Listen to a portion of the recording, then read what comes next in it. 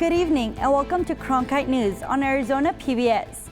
I'm Valeria Rodriguez. Thank you for joining us. Governor Doug Ducey signed a bill Friday banning what some healthcare officials are calling crucial measures to slowing the spread of COVID-19. The bill stops Arizona health officials from ever adding the COVID-19 vaccine to the list of required vaccinations for schools. Not only that, but the bill eliminates mask mandates in government buildings. Republicans say the bill was intended to prevent government intrusion into personal choice, but the minority Democrats are strongly opposed to the bill. A federal appeals court says Arizona does have the right to sue over a restriction in the use of American rescue funds. Originally, the Biden administration ruled that the states could not use the federal money to counteract tax cuts. Arizona filed suit challenging that, and a federal judge here in Phoenix ruled that the state couldn't sue. But the Ninth Circuit Court of the Appeals, however, sent the suit back to the original judge. She will need to decide whether or not Congress overstepped when telling states what to do with the money. The U.S. Treasury says it will appeal the latest ruling. Just hours before graduation on Saturday, Brophy College Preparatory announced they are investigating a widespread cheating scandal. Principal Bob Bryant sent a letter to parents Friday informing them of the cheating. The letter said multiple students were involved to the extent that, quote, "it makes it impossible for us to ensure all students are held accountable." The students created a system where they would pay classmates to do their online homework and tests in different math sections. Brophy said it will conduct an internal review of their assessment to ensure the integrity of every department. If you do heavy lifting for a living, there's a new product that might make it easier.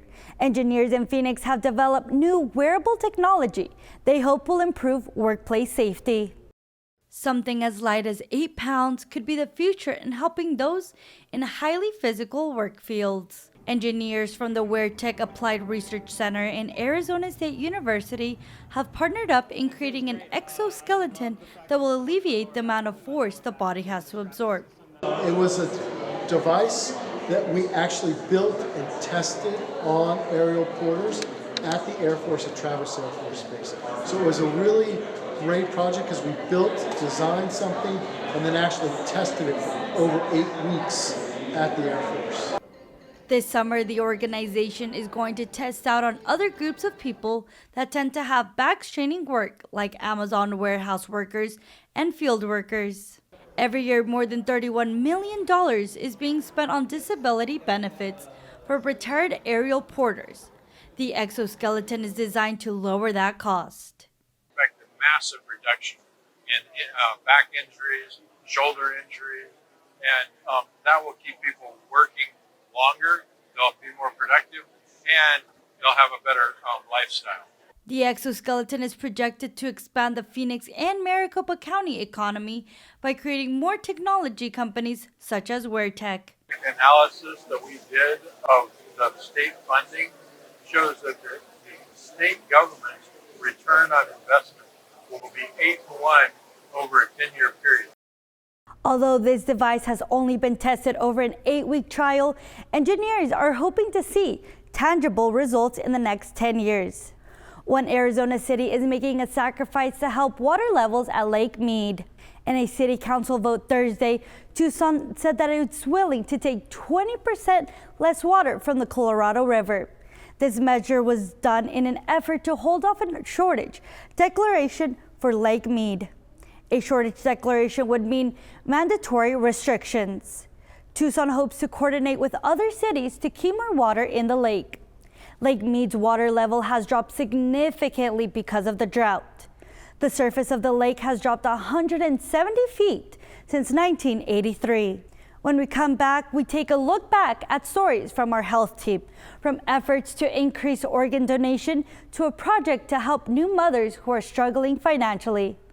Passport is adding new shows and doubling the number of episodes for you to stream. For the first time ever, our most popular programs have been selected just for you. But there's so much more. Whether you like to travel, wow, Wow.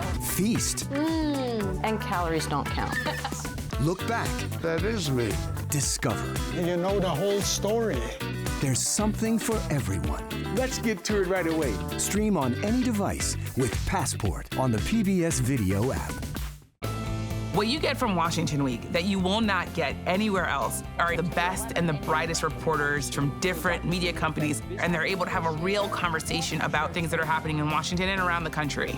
But it's also a show about issues that are relevant to different communities. How do you think that... As the moderator, I feel this deep responsibility to bring in those other perspectives so that people understand how power and politics impact their daily lives.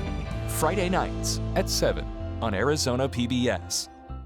I was so excited when I learned that I was going to be the next moderator of Washington Week. I was incredibly lucky to be mentored by Gwen Ifill, and what that gave to me was this confidence that I could be my full self and that I was deserving in whatever spaces I was in. Welcome to Washington Week. I also feel this great joy in taking the helm of Washington Week, knowing that I can mold it and make it my own, but also make sure that it is still within the legacy and the tradition that made it so great for all of these years. Your favorite member benefit is getting better and bigger. This is wonderful. Over the next year, Passport is adding new shows and doubling the number of episodes for you to stream. They give us all that they've got. From your favorite cooking and travel series, Even the stairs are breathtaking. to history specials and award-winning documentaries, better and bigger. That really is the fun part. Stream on any device with Passport on the PBS Video app. There are a number of bills before the U.S. Senate that could help lower the cost of some prescription drugs, including a bill that caps out-of-pocket insulin costs for patients with insurance at $35 a month. Cronkite News reporter Nick Shesky attended a hearing in Phoenix where lawmakers heard about the need to contain prescription drug costs. Arizona families and seniors are facing choices that nobody should ever have to make. The issue being tackled at this hearing: prescription drug costs are growing faster than people's incomes. Insulin is a drug that is not optional if you're a type 1 diabetic. You need it to survive. And many people have to take it for decades, and they do. Yet Americans, we pay 10 times more than folks in many other countries. And it's not just insulin. Medications needed for several illnesses have gone up in price. Judy Wilson, who has been diagnosed with multiple sclerosis, shared how she had to give up her medication, Copaxone, because she couldn't afford its rising cost of over $7,000 per year. After discussions with my doctor, I decided to go off my medications. I didn't have any other options and have so far been very lucky that I haven't had any relapses. Dr. Sugana Karapana says that patients rationing out medication, cutting pills in half, or going off meds because they can no longer afford them is quite common. I can't tell you the number of times I have heard my patients say, "Doc," or "Doctora, please look at all of my meds and tell me what can I skip. It costs me too much each month and I need to stop at least 2 or 3 of them." The pharmaceutical companies maintain it is expensive to develop new medications, which is one reason for higher drug costs in the United States. But one thing Senator Kelly would like to see is an out-of-pocket cap for patients with Medicare Part D.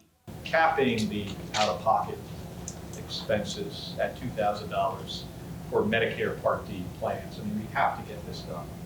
In Phoenix, Nick Shesky, Cronkite News. Over 100,000 people are awaiting an organ donation in the U.S., and the vast majority are patients of color. Cronkite News reporter Milan Andrade takes a closer look at disparities in organ donation and why advocates are urging more people of color to register to become donors. No one ever plans on hearing that they need an organ transplant. But in 2016, Gerardo Huerta and his wife Rocio Munoz learned that she suffered from a kidney disease and would need a new kidney to survive. It's very difficult when you receive the news that your loved one is sick and needs an organ donation. As his wife's disease progressed, Huerta quit his job as a truck driver and started working for the National Kidney Foundation of Illinois. Today, he serves as the outreach coordinator, working to encourage Hispanics to register as organ donors to help eliminate disparities between those who need organs and those who donate. Nico Santos, the media relations specialist at Donor Network of Arizona, also encourages Hispanics to register as donors to help others in the community. When you register, the there is a slightly higher chance that you'll be helping someone that looks like you or lives in a neighborhood like yours or speaks the language that you and your family and friends do. In Arizona, 1,600 people are awaiting a transplant, and roughly 31% are Hispanic. Nationally, about 60% of the 106,000 people awaiting an organ donation are people of color, and the vast majority are waiting for kidneys. But among those who have donated organs since 1988, 70% were white, 13% black, 13% Hispanic, and nearly 3% Asian. Unfortunately, some transplant stories do not have a happy ending. But on Christmas Day in 2019, Gerardo's wife, Rocio, finally got her kidney. Today, the couple do what they can to persuade others to become donors. To donate life or to give the gift of life, it's the greatest gesture of love for another human being. In Phoenix, Milan Andrade, Cronkite News. If you or a loved one are interested in becoming organ donors, you can visit organdonor.gov for more information. More than 50,000 people in Arizona are part of a national effort to build a new kind of medical database. To recognize that achievement, Governor Doug Ducey proclaimed March Arizonans in Health Research Month. Cronkite News reporter Anna Stansfield tells us why this program is so different and how it could help experts study any number of health conditions. The All of Us research program is an initiative of the National Institutes of Health, and its goal is ambitious: to build the largest and most diverse database of its kind. The idea is to include people too often overlooked in medical research, those with different ages, races, backgrounds, living in all parts of the country. Here in Arizona, the University of Arizona and Banner Health are heading up the effort. Victor Avila is Latino, gay, and HIV positive. After learning about the All of Us program, he wanted to enroll because of the diversity he brings to the table. I just felt an obligation personally to be part of the study so that I can help make some kind of a difference. And maybe when I get to that aging part, there's going to be better medicine, more advanced healthcare, and just an opportunity for me to lead a better overall healthy life. Nationally, All of Us aims to enroll at least 1 million participants who agree to share their health data. Approved researchers can then access that data to study a host of different health conditions. For example, Arizona researchers are using the information to re-examine the link between cholesterol and heart disease. We're excited to provide a shared resource of electronic health record data, other health information, detailed genetic data, and biological samples for the field, for researchers throughout the country. Too often, health research fails to reflect the nation's diversity. People of color, those with disabilities, and others can get left out, and that can affect how treatments are developed and distributed. Most of the genetic information we have is on individuals of European ancestry, and so primarily white populations of individuals. And by including more diverse populations, we increase the amount of genetic diversity that's within the data set, and that enables additional discoveries. For now, anyone 18 and older and living in the U.S. may enroll. Participants simply share basic information like their name and address and any electronic health records they may have. Then they can schedule an enrollment appointment to provide vitals and potentially a blood or urine test. To date, Arizona leads the nation in program enrollment. Avila was the 50,000th participant. My winning prize for that is learning more about what my health is and how I can improve it, and just learning more about, things that I would otherwise not know about. All of Us is committed to making sure health information remains private. Personal information that could identify someone is removed before the data is shared with researchers. In the newsroom, Anna Stansfield, Cronkite News. What started as a pharmaceutical drug used to treat severe pain has now become a leading cause of overdose, and death rates are only continuing to rise. Cronkite News reporter Madison Thomas spoke to individuals in all different fields to learn why this is happening and what should be done about it. According to federal data, there was a national increase of roughly 20,000 overdose deaths involving synthetic opioids from 2019 to 2020. Fentanyl is believed by many to be the most dangerous drug in America.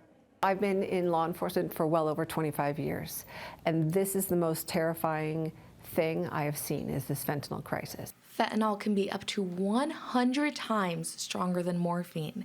The DEA reports that 4 out of every 10 pills with fentanyl has a potentially lethal dose. They think, oh, it's a little pill. It can't be that hard. It looks like an aspirin. I'm going to just take that. And it could be deadly. Arizona State Senator Christine Marsh sponsored a bill last year that legalized drug test strips, which tell people what is in the pill they are taking. This came after she tragically lost her own son to a fentanyl overdose. His death had a huge effect on the direction I was going with legislation. Senator Marsh says her son was not a drug user. He traveled down to Tucson with some friends where they believe he purchased what he thought was a Percocet. Landon would want, like, me or, his death. He was so practical. I think he would want, his death to potentially result in something positive.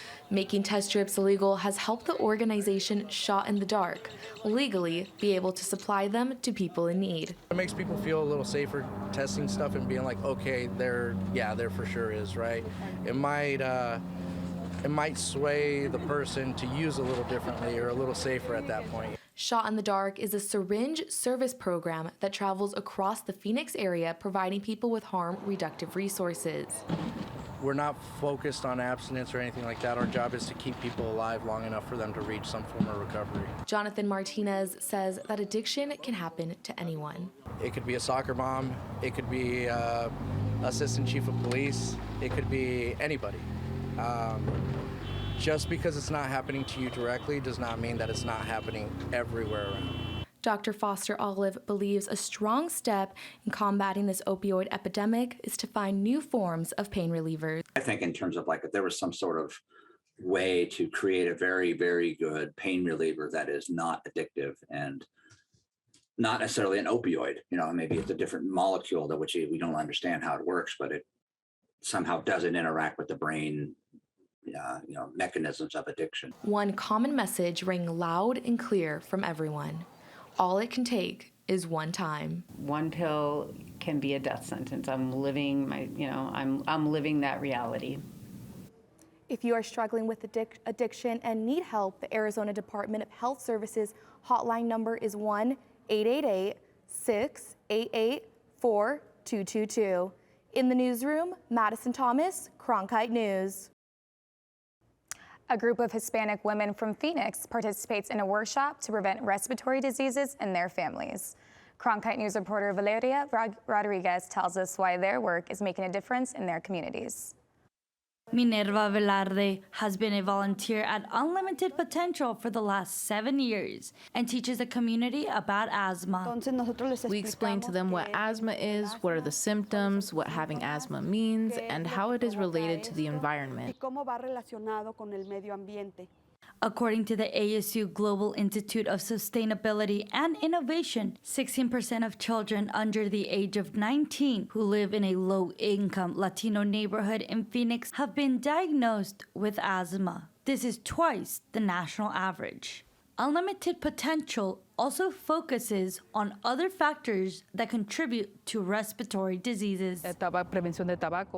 Prevention of tobacco so that people become informed if they ever have a question or wonder why things are happening to their body. The health promoter is educated enough to give them information. According to the State of Air 2021 report, the Phoenix metropolitan area is ranked 5th in the nation for the number of unhealthy ozone days. Palo Verde trees just like this one right here are being planted in South Phoenix to help clean the air.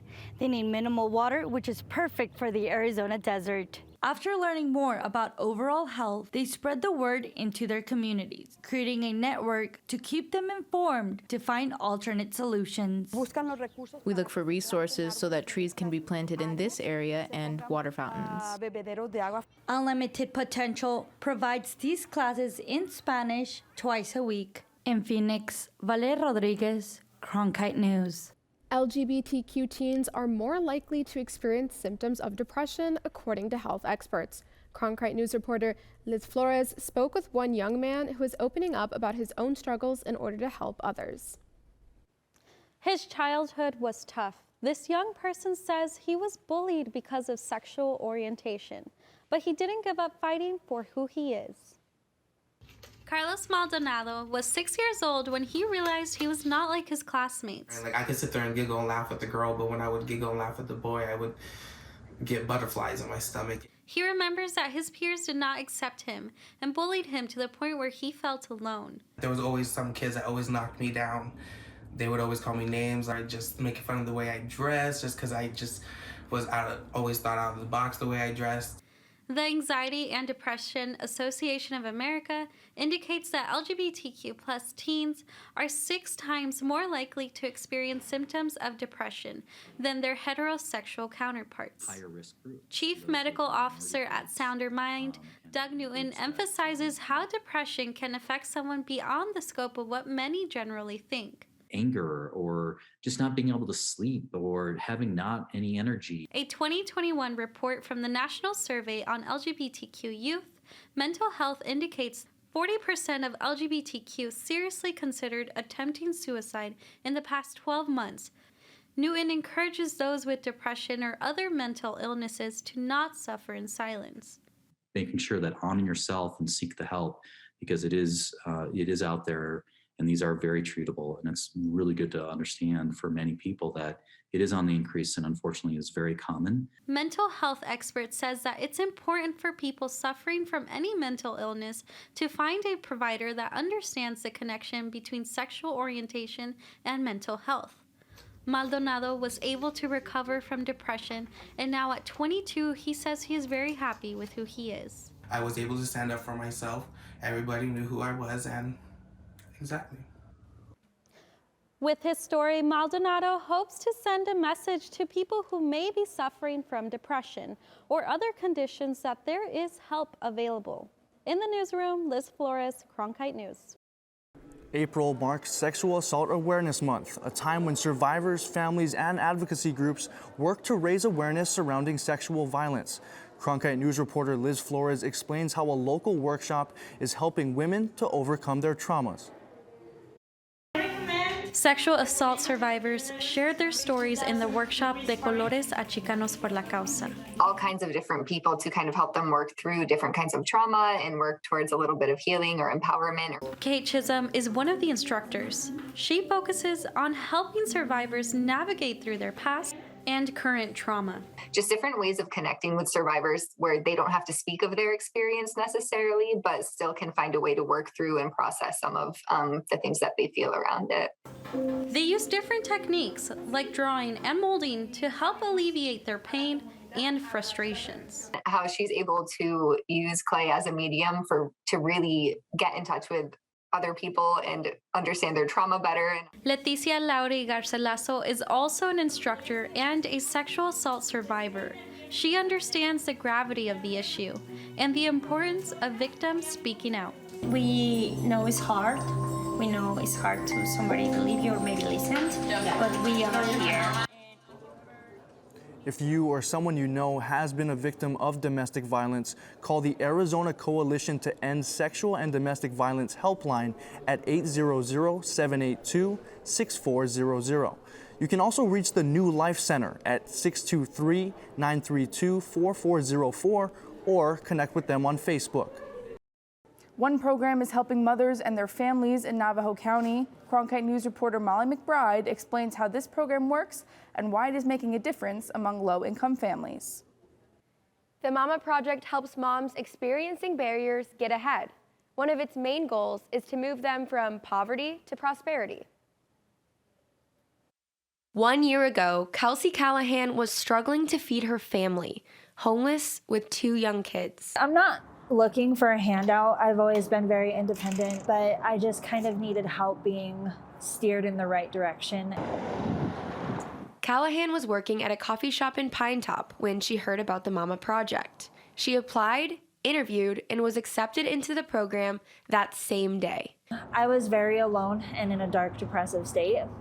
And coming here, I met one of my best friends. Women 25 to 35 years old and children ages 6 to 11 make up the 2 largest demographics living in poverty in Navajo County. The Mama Project gives single mothers living in poverty the support they need to get back on their feet. The mental health component of having other women who are going through the same things that you're going through is really helpful. Mama Project Program Coordinator Molly McGavick can relate to the moms on a personal level. She was a single mom in Navajo County and struggled to provide the basic needs for her and her children. Having something like this program when I was a single mom would have been super beneficial for me. In this building right behind me, single mothers will gather every week for class, all with the same goals: to better their lives for themselves and their children. They get to know you and your struggles, and they help you survive it and keep your children by your side. This program helps you realize that there are actual people out there that want to help.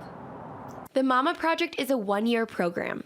It focuses on helping moms achieve stability for their families by connecting them to a community of moms going through the same struggles. They help moms find jobs, medical and mental health resources, and childcare. Callahan graduated from the project last year, and her life has changed drastically. Through this program, I went from homeless and barely making any money to making good enough money to survive on and having my own home for my kids and myself. So it's crazy.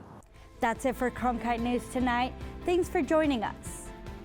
For top Arizona stories anytime, go to cronkitenews.azpbs.org.